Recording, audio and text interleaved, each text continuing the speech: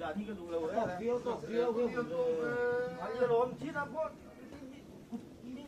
không có cái đủ này nhé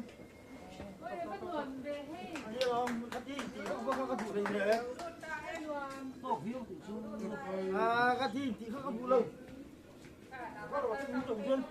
à dâu không to có đồ đây có đây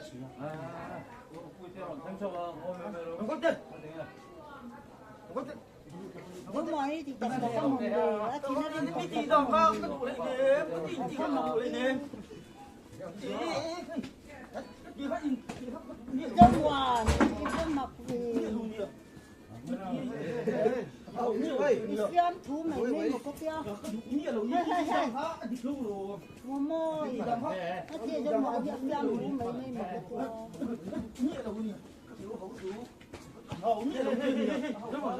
phải cái gì đó không có đủ rồi cái gì mới làm gì cái đủ này nè cái gì không có đủ lâu cái gì không có cái đủ này nè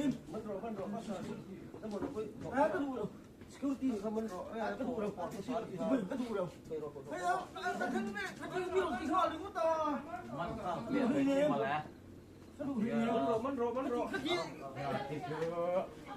gì thì cái đủ nghĩa đâu nè đủ nghĩa đâu nè đâu nghĩa đâu nó không thích người chia tiền một này đấy ô cái gì đi làm gì vấp kìa thế anh biết gì họ là cái gì họ đủ này nè nó vẫn thích người chứ căn hộ là thế miếng thôi đâu à theo đi tiền cho căn hộ ô mà biết gì nó gì